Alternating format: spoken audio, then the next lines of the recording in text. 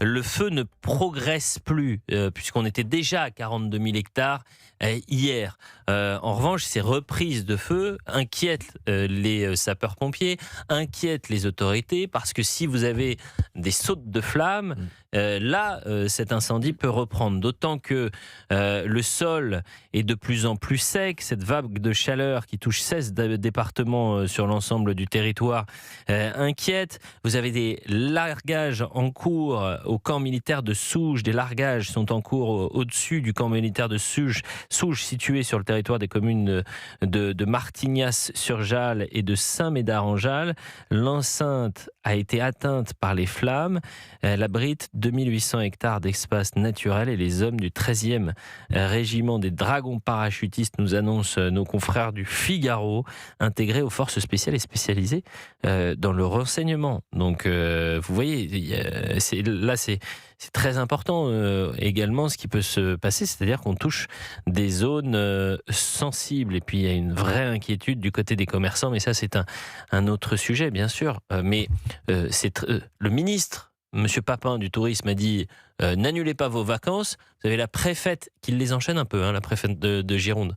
Elle a heurté les agriculteurs ce week-end. Là, c'est les commerçants, puisque ce week-end, elle disait aux touristes ne venez pas en Gironde. 2 jours plus tard, on a un ministre du tourisme qui dit venez quand même en Gironde, n'annulez rien.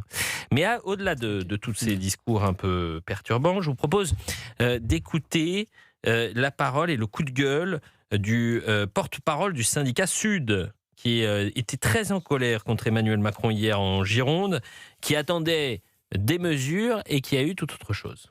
Et finalement, on a un président de la République qui s'est rendu sur place, qui a commenté, qui a annoncé les surfaces brûlées, qui a annoncé les départs de feu, qui a comparé la situation de 2026 avec celle de 2022.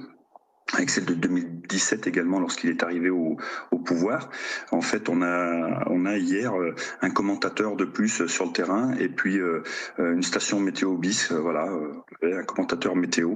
On attendait tellement plus, donc il a réaffirmé en 3 points le soutien majeur de l'État à la population et au secours. Ok, c'est très bien. C'est quoi concrètement ça sur le terrain quand on dit qu'on soutient? C'est quoi concrètement? Il a fait son point de situation avec des chiffres et des points météo, ok. Et puis il a également annoncé que la crise était loin d'être terminée, ok. Ça aussi on le savait, mais au-delà de tout ça, il y a rien du tout.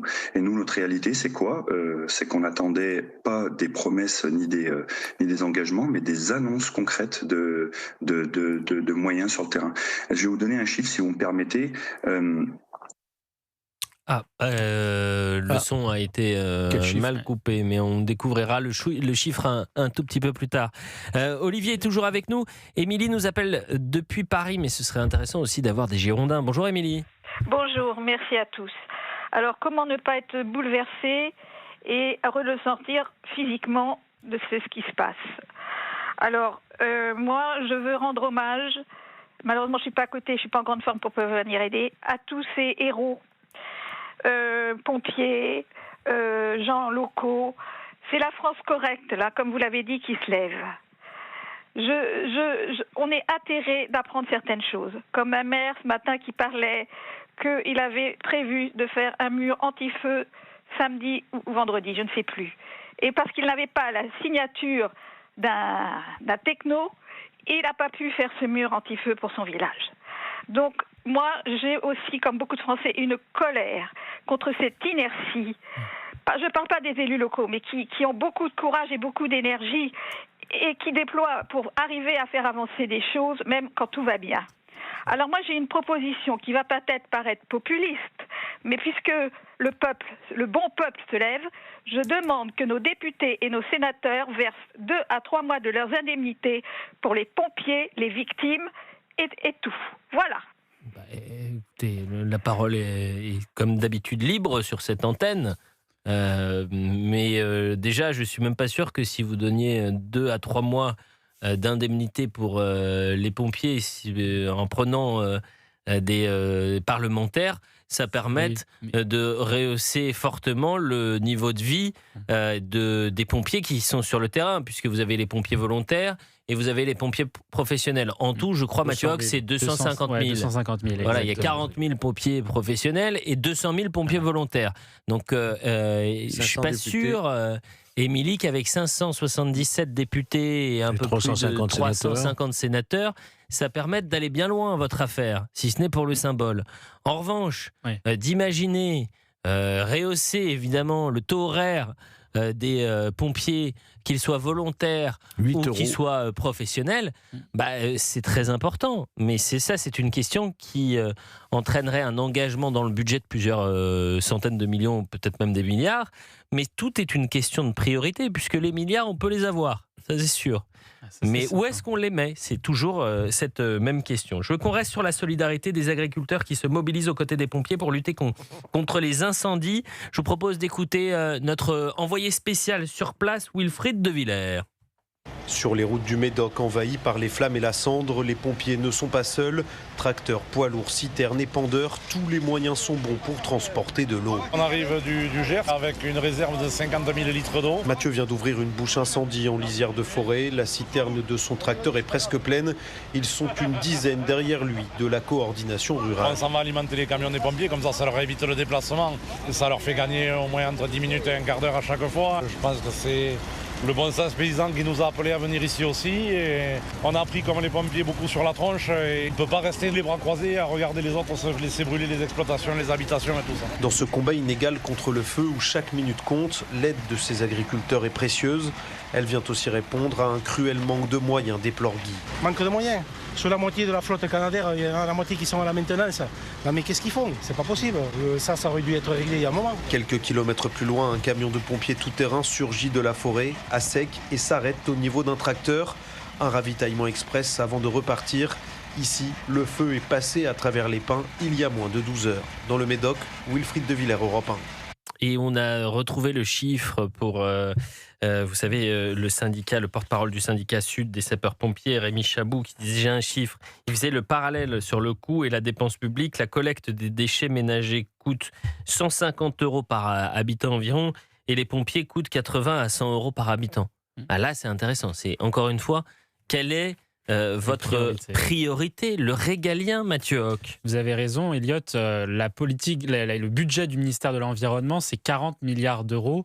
Et le premier poste de dépense dans ces 40 milliards, c'est le recyclage des déchets et le traitement des déchets. Et effectivement, ce qui va sur la partie opérationnelle, sur les services régaliens de sécurité civile, c'est assez faible puisque c'est 6,5 milliards d'euros.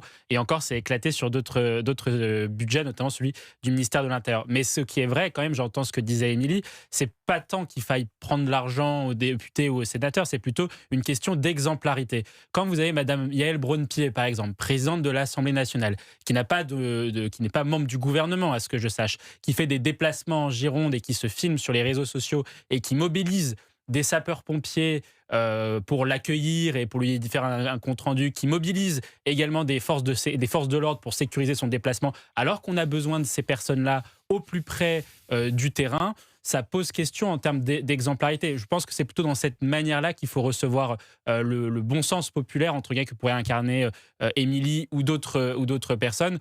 Voilà, c'est plutôt cela. Et puis surtout, constater que c'est un élan solidaire qui vient, on va dire, traduire un discours qui est un discours de bon sens de la part d'une grande partie des gens, d'une grande partie de la population, que les agriculteurs, les artisans, les boulangers se mettent derrière les pompiers, c'est quelque chose qui est formidable, mais qui dévoile surtout, et c'est ce que nous dit tout le monde, l'impuissance de l'État. Et c'est cette question-là qui malheureusement est posée à la lumière de ces incendies.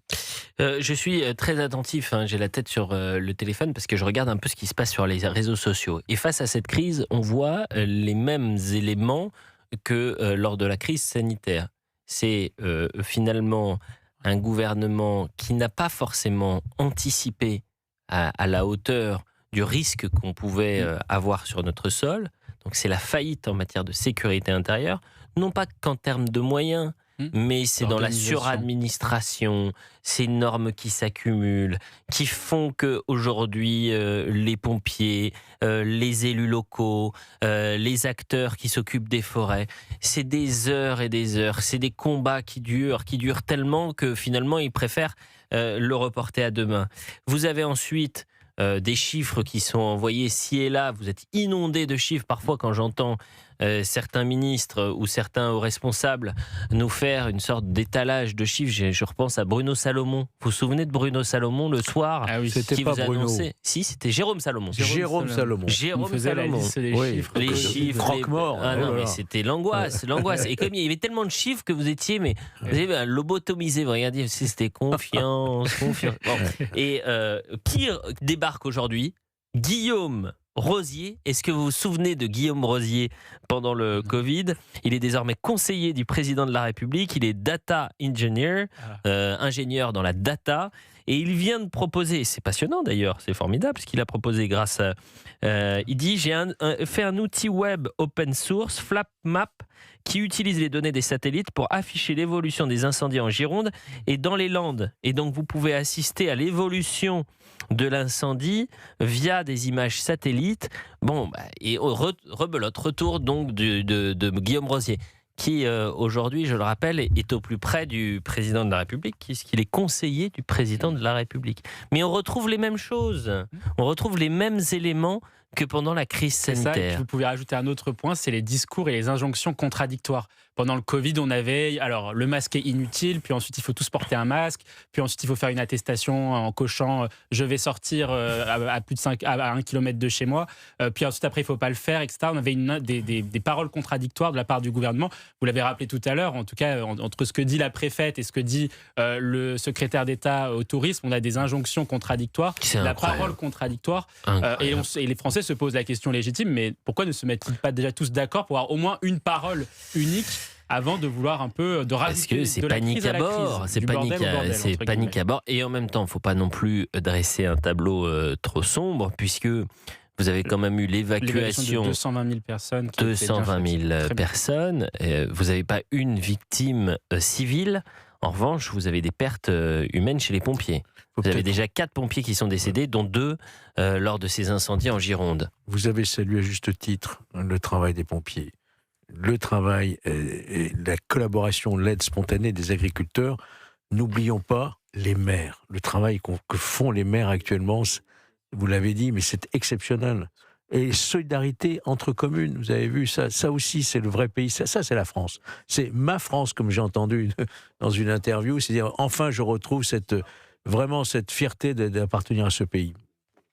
Eh bien, écoutez, on va saluer Olivier qui était avec nous. Je souhaitais qu'on prolonge un peu notre discussion, Olivier, mais on restera attentif à la situation du côté de la Gironde, mais on va aussi traiter des autres actualités, et notamment, alors là, c'est silence radio, c'est ce qui se passe avec le CRA du Ménil-Amelot et l'association France Terre d'Asile, l'ONG, dont la présidente est juste membre de la Cour des comptes. Hein. C'est pas n'importe qui, c'est Najat Vallaud-Belkacem.